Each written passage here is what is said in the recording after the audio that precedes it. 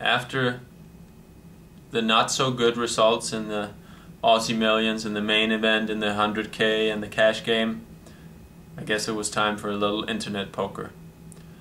I've had one of my biggest losing streaks the last 2 months, or actually not one of my biggest, but one of my longest losing streaks, and it is actually the longest I've ever encountered. For 2 months straight I've actually been losing a little bit here, a little bit there, and a little bit everywhere. Day in and day out I've more or less been losing a little bit on the internet.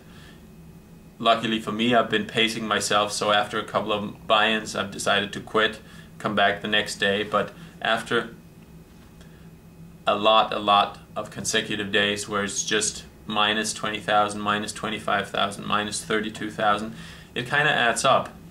So anyway, I decided to take a little stab at it once again on the internet here in my hotel room, and I guess that was a good decision, because the last 3 days I have basically erased my deficit from the last 2 months. And basically, let me just check here.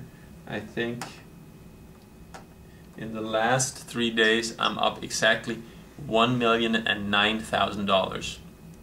And I figured out, I don't have the exact number in front of me, but I figured on my 2 months losing streak I've been losing just over $1 million, maybe $1.1 million. So basically I'm back to level from 2 months ago, which is not that great, but when you start out losing one and you win one back, it feels a little bit better than if it's the other way around. So pretty good last 3 days here for me down in Melbourne. So yeah, I'm starting to have a lot of good weeks down here in Australia, down in Down Under at the Crown Casino. So hey, maybe I'll be playing a lot of internet poker the next couple of days. See you at theplayer.com.